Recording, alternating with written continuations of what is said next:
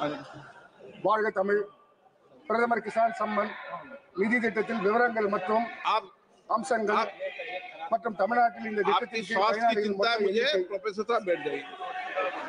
பிரதமர் கிசான் சம்மான் நிதி திட்டத்தின் கீழ் விவசாயிகளுக்கு வழங்கப்பட்ட மொத்த தொகை மற்றும் இதுவரை செலுத்தப்பட்ட தவணைகளின் எண்ணிக்கை, பிரதமர் கிசான் திட்டத்தின் கீழ் விவசாயிகளை கண்டறிந்து பதிவு செய்வதற்காக பின்பற்றப்படும் அளவுகோல்கள் என்ன, குறிப்பாக தமிழ்நாட்டில் கிராமப்புறங்கள் மற்றும் தொலைதூர பகுதிகளிலே உள்ள விவசாயிகளிடையே பிரதமர் கிசான் திட்டம் குறித்த விழிப்புணர்வை ஏற்படுத்த எடுக்கப்பட்ட நடவடிக்கைகள் என்ன மற்றும் இலக்கு பயனாளிகளை சென்றடைதல் எதிர்கொள்ளும் சவால்கள் என்ன என்பதை விளக்க வேண்டும். அதுபோல அதிக விவசாயிகளை சேர்ந்த அல்லது பிரதமர் கிசான் திட்டத்தில் கவரேஜ் மற்றும் செயல்பாடுகளை மேம்படுத்த ஏதேனும் கூடுதல் நடவடிக்கை உள்ளதா, எடுக்கப்படுகிறதா, அதன் विवरण தேவை. ओके, माननीय मंत्री जी। माननीय अध्यक्ष महोदय, मैं माननीय सदस्य को हृदय से धन्यवाद देना चाहता हूं। उन्होंने प्रधानमंत्री किसान सम्मान निधि के बारे में उपयुक्त सवाल पूछा है। माननीय अध्यक्ष महोदय, हम जानते हैं हमारे देश की आधी आबादी आज भी खेती पर निर्भर है और हमारे किसानों के पास लैंड होल्डिंग काफी कम है। 1 एकड़, 1.5 एकड़, 2 एकड़ के किसान, छोटे छोटे किसान, कई बार जब छोटे किसान को अपनी कृषि संबंधी आवश्यकताओं की पूर्ति के लिए धन की आवश्यकता पड़ती थी तो उनके पास पैसा नहीं होता था। खाद के लिए, बीज के लिए, आदान के लिए 1000-2000 रुपया भी उनको ब्याज पे लेना पड़ता था। प्रधानमंत्री श्रीमान नरेंद्र मोदी जी ने छोटे किसान के इस दर्द को पहचाना और उन्होंने तय किया कि ऐसे सभी किसानों के खाते में हर साल 3 किस्तों में 2000 रुपया डाले जाएंगे। मुझे बताते हुए प्रसन्नता है माननीय अध्यक्ष महोदय, अभी पिछले दिनों 24 फरवरी को इस योजना के 6 वर्ष पूरे हुए और लगभग 9 करोड़ 80 लाख किसानों के खाते में 22,000 करोड़ रुपए से ज्यादा की राशि बिहार के भागलपुर से डाली गई। प्रधानमंत्री जी का एक संकल्प और माननीय सदस्य सही पूछा। एक प्रधानमंत्री हुआ करते थे जो बड़े मजबूर थे, कहते थे 1 रुपया भेजता हूं तो केवल 15 पैसे पहुंचते हैं। लेकिन ये मोदी जी की सरकार है, हमने तय किया कि 2000 की 3 किस्त जाएगी तो पूरे 6000 रुपया ही पहुंचेगा। 1 पैसा कोई खा नहीं सकता इस योजना में। और इसलिए डीबीटी के माध्यम से सिंगल क्लिक से पूरी राशि किसानों के खाते में पहुंचती है। बीच में योजना में कुछ शिकायत आई कि अपात्रों को भी राशि मिल रही है। तब 3 उपाय माननीय अध्यक्ष महोदय किए।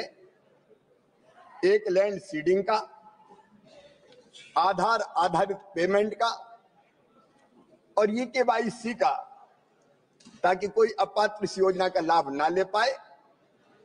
माननीय सदस्य पूछा तो मैं बताना चाहता हूं, हर पात्र किसान को इसका लाभ मिले, इसके लिए हम राज्य सरकारों के सहयोग से ही सभी पात्र हितग्राहियों को लाभ देने के लिए अभियान चलाते हैं।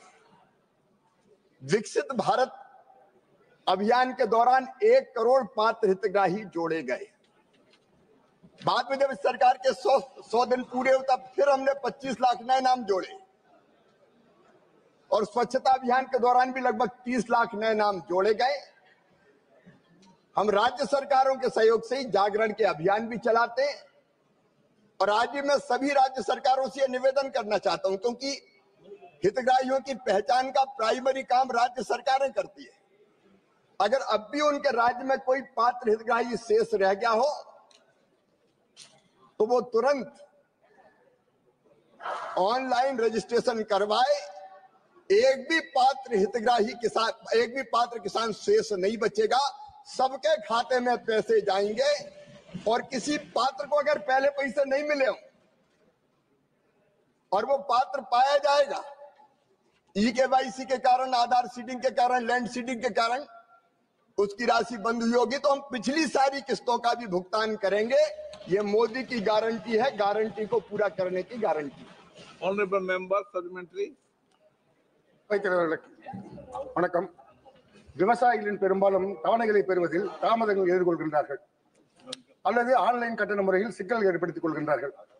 தமிழ்நாட்டில் குறிப்பாக பின்தங்கிய பகுதிகளில் PM கிஷான் திட்டத்தில் அதிகமாக விவசாயிகளை சேர்ப்பதற்கும் அதன் கவரேஜ் மேம்படுத்துவதற்கும் ஏதேனும் கூடுதல் நடவடிக்கை எடுத்திருக்கின்றீர்களா, பரிசீலனையில் உள்ளதா அல்லது செயல்படுத்தியிருக்கிறீர்களா என்று எனக்கு தெளிவு வேண்டும். Okay. एक तो मैं निवेदन करना चाहूंगा कि जिनके नाम जुड़े हैं भुगतान में कोई देरी नहीं हो रही। क्लिक करते हैं और पैसा 1 घंटे के अंदर खाते में तत्काल पहुंच जाता है। कोई पात्र हितग्राही अगर रह गया हो, पात्र किसान रह गया, तो मैं फिर निवेदन कर रहा हूं, अगर माननीय सदस्य के राज में तमिलनाडु में भी कोई पात्र किसान बचाओ, हम राज्य सरकारों से आग्रह करते हैं वो पोर्टल में अपडेट करें, आवेदन ऑनलाइन कॉमन सर्विस सेंटर से उनका अपलोड कर दे, उनके नाम निश्चित तौर पर जोड़ दिए जाएंगे। अभी तमिलनाडु के पास ही जो मेरी जानकारी है, लगभग ऐसे 14,000 किसान हैं जिनको उनको छानबीन करनी तमिलनाडु की सरकार को, वो छानबीन करके भेज दे, सारे नाम जोड़ दिए जाएंगे। यहां से 1 दिन की देरी भी नहीं होगी, ये मैं उनको आश्वस्त करता हूं। और अगर वो चाहें तो तमिलनाडु के लिए हम एक और विशेष अभियान चला सकते हैं पात्र किसानों का नाम जोड़ने के लिए। माननीय अध्यक्ष महोदय, मैं तो स्वयं 2 बार तमिलनाडु गया। एक बार मैं तमिलनाडु गया कृषि विभाग के कामों से और एक बार गया मैं रूरल डेवलपमेंट के लिए। अब मैं कोई आरोप नहीं लगा रहा, लेकिन दोनों बार ना तो वहां के रूरल डेवलपमेंट मंत्री मेरी बैठक में आए, ना वहां के कृषि मंत्री वहां की बैठक में आए। मैं ये निवेदन करना चाहता हूं कि केंद्र सरकार प्रतिबद्ध लाभ देने के लिए, अभी मनरेगा की बात हुई थी तब भी 7,000 करोड़ 7,600 करोड़ रुपए तमिलनाडु को दिए गए, आज तक के सबसे ज्यादा। हमने कोई कोताही नहीं। और वैसे ही अगर कृषि विभाग के मामले में कोई नाम शेष है तो वहां के कृषि मंत्री आए या मुझे आप बुला लें, मैं खुद तमिलनाडु चलाऊंगा। हम तमिलनाडु की महान जनता को प्रणाम करते हैं, तमिल संस्कृति को प्रणाम करते हैं, तमिल भाषा को प्रणाम करते हैं। हम सब भारत माँ के लाल, भेदभाव का कहाँ सवाल, कोई भेद नहीं होगा। हम तमिलनाडु की जनता की, किसानों की विनम्रता से सेवा करेंगे। श्रीमती मई